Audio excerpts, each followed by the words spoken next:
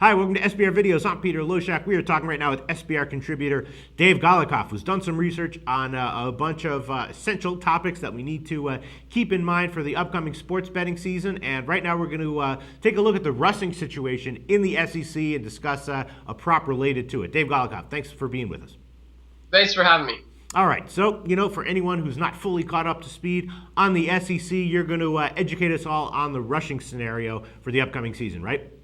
Yeah, exactly. So Bovada's got a fun prop up for us. It's who's going to lead the SEC in rushing. We got 5 guys: Todd Gurley from Georgia, Mike Davis, South Carolina, Cameron Artis-Payne from Auburn, TJ Yeldon from Alabama, and Jonathan Williams from Arkansas. So fun little prop. SEC, what makes this fun is that SEC used to be sort of a defensive juggernaut. Last year, it really fell off the table. Alabama was the only good defense in the SEC. Not even LSU was part of that party. So really, it's kind of fun, betting on offense in the SEC, which is somewhat rare. So kind of makes this an interesting prop here. Yeah, I think the key to this prop, though, is to research the projected game plans and the offensive strategies of these teams. If you can figure out which teams are going to be passing more, which teams are going to be passing less, that's key, right? Yeah, absolutely. And, a bunch of factors go into this. And, I have Todd Gurley as the guy that I think will win this prop out here for you. But let's go through the guys real quick. Reason I like Gurley is because Aaron Murray is gone. He's now in the NFL. Anytime a team goes from being pass-oriented with a senior quarterback and now having a quality rusher like Gurley and rebuilding, they're going to feed him a ton of carries. So I think just almost based on the sheer numbers and volume that he's going to get, I think it makes sense, especially while they're trying to break in the passing game with a new sort of group of guys. That's why I have him there. However, the caveat for Gurley is that he lost 3 of the 5 offensive linemen that sort of paved the way last year. Take a look at South Carolina, similar situation.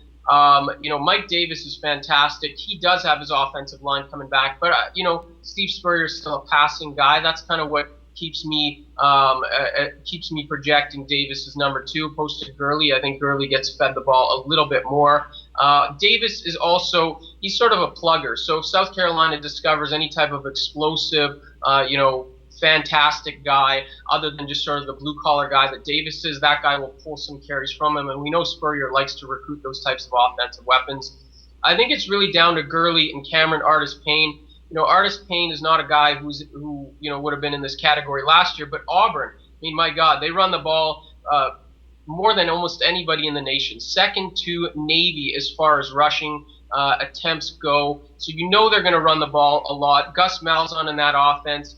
I know Trey Mason is gone, but he has very much a plug-and-play type of offense. So guys come in and out, and they look like superstars every year. One caveat with Artis-Payne, why I don't have him as my number 1 runner, is because Nick Marshall, the quarterback, runs a lot. We're talking about 172 carries for Marshall last year. And, he's supposed to be an even better player this year, a Heisman candidate this year. So I think you're going to see Marshall pull away from Artis-Payne just enough to allow Gurley to keep that lead or win this prop. And then the last 2 guys, real quick, TJ Yeldon's got to share carries with Derrick Henry and possibly even Kenyon Drake. And Jonathan Williams, good guy on a very bad team, sort of a one-dimensional offense. He also has to share carries too. But, we do know Brett Bielema loves his 1,000-yard running backs. Running backs traditionally do very well for him, but I don't think he can do enough. He doesn't have enough help around him to really be in contention. So, in short, again, the prop at Bovada has 5 guys. I ran down the 5 guys for you, and that's why I think Gurley is my man for this prop here. All right, Dave Golikoff, thanks so much for your thoughts and research on this topic. Talk to you again very soon. All right, we'll talk to you.